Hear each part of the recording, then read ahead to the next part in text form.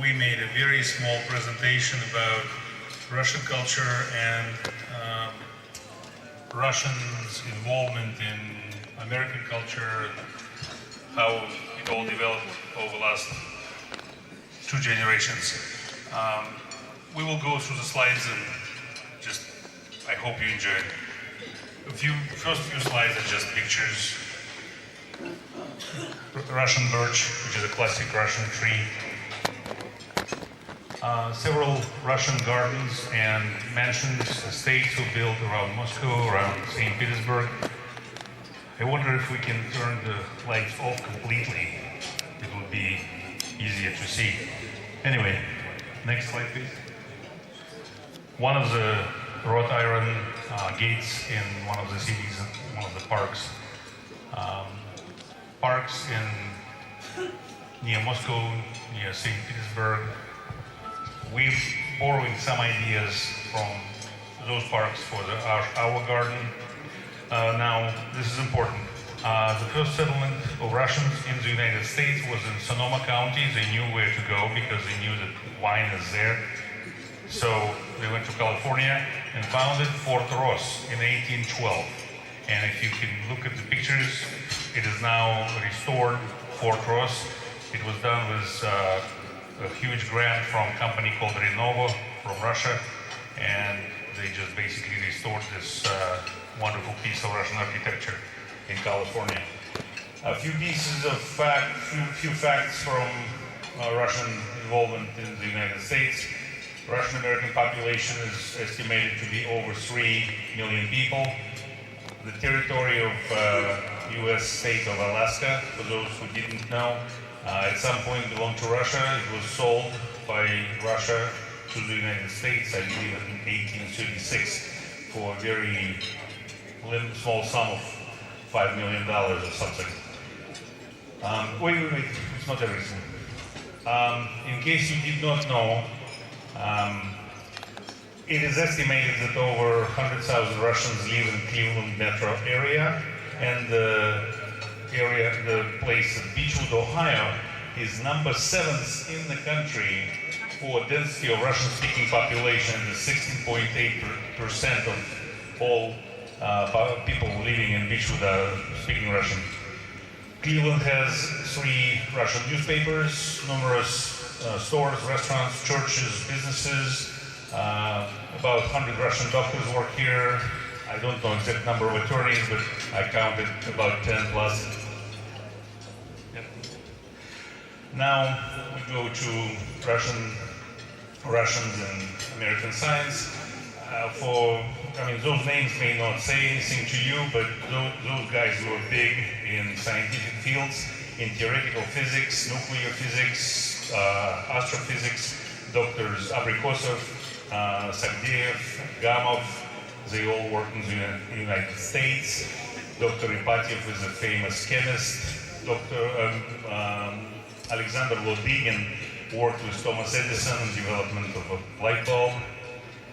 This guy on the top with the Tetris, Alexei Pajitnov, he invented Tetris, and it took the internet by storm, made a lot of money. Vasily Leontiev is a famous economist, Nobel Prize winner, 1973. Mr. Zworykin is one of the most important engineers developing television. He worked for RCA. Pitirim Sorokin worked in Harvard, started sociology department in 1930. Dr. Novik is the world-famous pediatric heart surgeon. He works in Memphis, Tennessee. 26 weeks a year he travels the world operating on tiny kids, less than 1 month old and less than a year old, fixing their congenital heart defects. Pyotr Tchaikovsky at the top in the middle.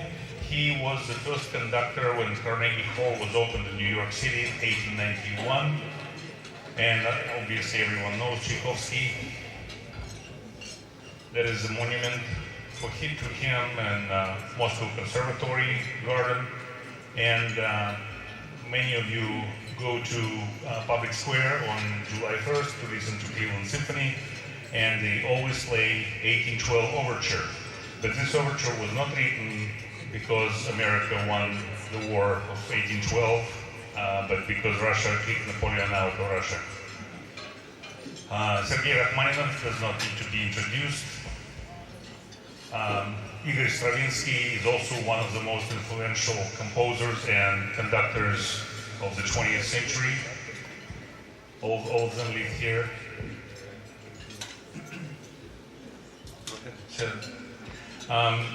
Many of you know the name of Nikolai Sokolov.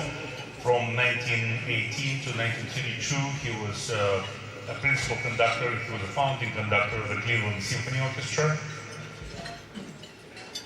Everyone knows Anton Chekhov. He himself did not live in the United States, but his plays are very famous throughout the United States, New York, Los Angeles, San Francisco. Troops perform his works. Now business. Everybody knows Michael Bloomberg. Everybody knows Sergey Brin, Google, Bloomberg Business Empire. These guys are famous. All have Russian heritage. This guy, again, maintains Russian reputation, renommee, so to speak. Andrei Telishev was the most influential post-prohibition winemaker. Two guys on the right, John Basil Turchin. He was a Union Army general, and he fought in two principal battles. I know the names, but we can talk about it later. Igor Sikorsky, helicopter designer. He was the one who made this bumblebee fly. Isaac Asimov, science fiction writer. Alexander Solzhenitsyn, Nobel Prize in 1970. Joseph Brodsky, Nobel Prize in 1987. Vladimir Nabokov, Remember Lolita, and many other works. Ayn Rand, Fountainhead, Atlas Shrugged, Chuck Palahniuk, Fight Club, Sergei Dovlatov. Now art, dance, Mikhail Baryshnikov, a famous Russian dancer, lived in New York City, still lives there. Michael Bolton and Lenny Kravitz, both have Russian roots.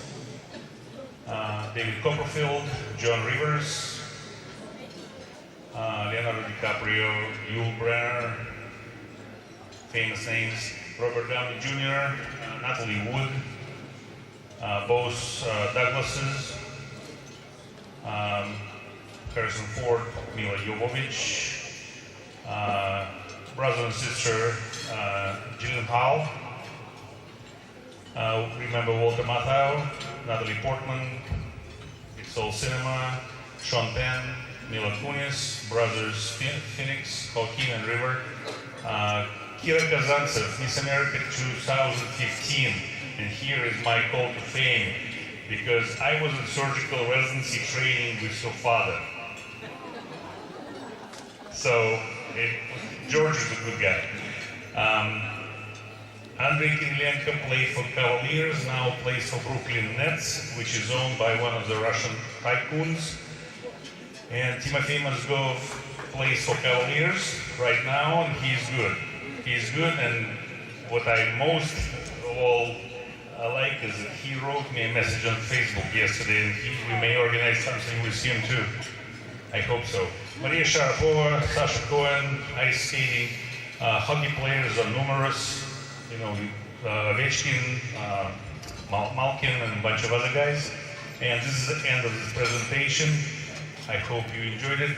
I hope it was quick enough.